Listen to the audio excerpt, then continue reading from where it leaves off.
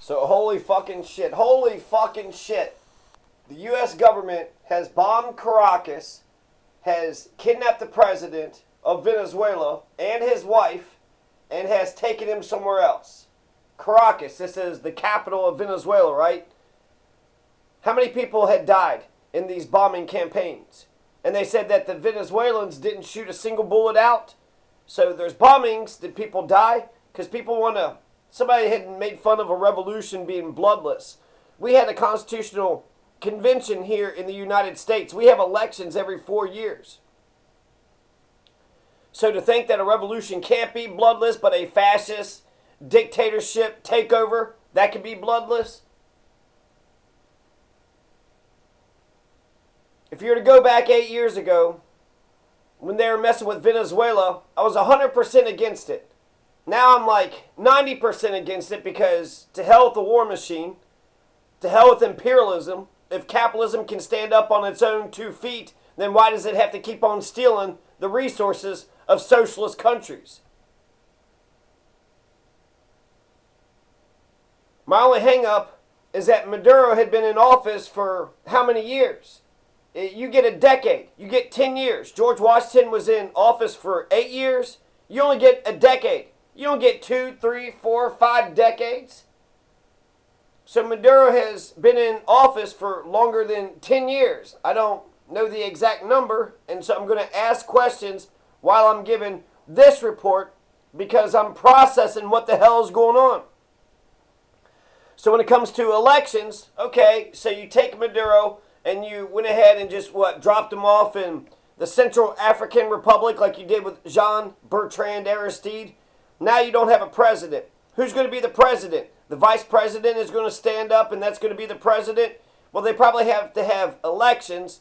And then if you have brand new elections within the next year, you better have a communist candidate, a socialist candidate, and an anarchist candidate on the ballot to boot. You better have an anarchist to boot on the ballot. So that's the only hang-up that I had about Venezuela. You get 10 years to be the president, 8 years. You get 8 years, frankly. You don't even get the whole decade. And so any nation that has a dictatorship of over 10 years, I think that we should really think about taking them as well. We're an empire. We're the police of the entire galaxy or the world. Just the top 5 countries, you have Sweden, you have Brunei, you have Equatorial Guinea, you have Cameroon, and you got Congo. Their leaders have led the Congo for 45 years. That's a hell of a dictatorship. Paul Biya in Cameroon for 43 years. Equatorial Guinea, Mabasogo, he's been ruling Equatorial Guinea for 46.5 years. Now, when it comes to Sweden, they have these monarchs. I don't know, sometimes, with the UK, it's like they say that they're a ceremonial head of state, but they're not the head of government. So they don't actually run anything on the day-to-day. They're just a ceremonial sort of face of, the damn thing.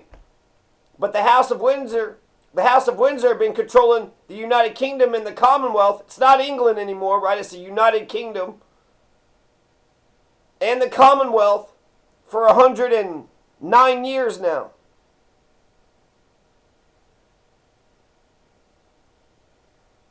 Liechtenstein, they had a dictator for 36 years. So Karl the 16th, Gustav of Sweden, has been running things for 52 years.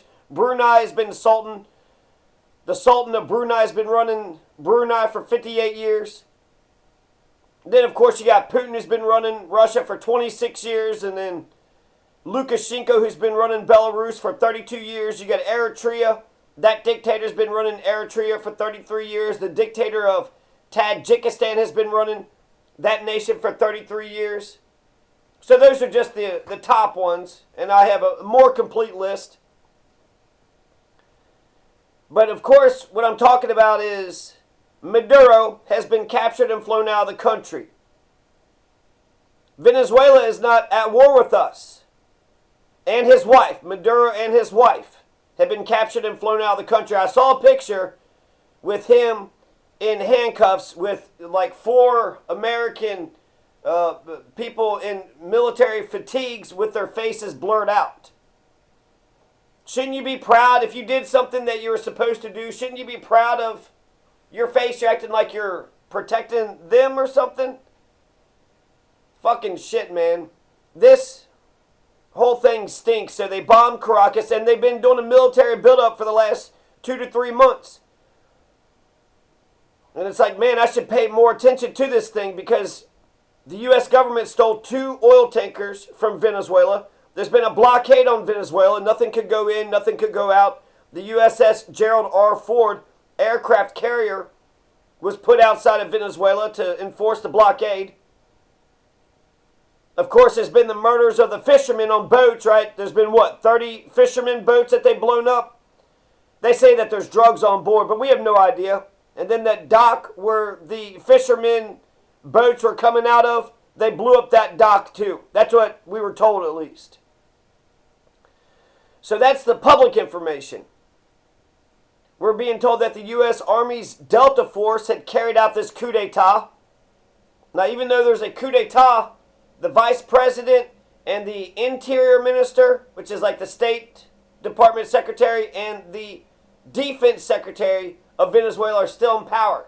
So you still have 3 of the most powerful Chavismo leaders still running things in Venezuela.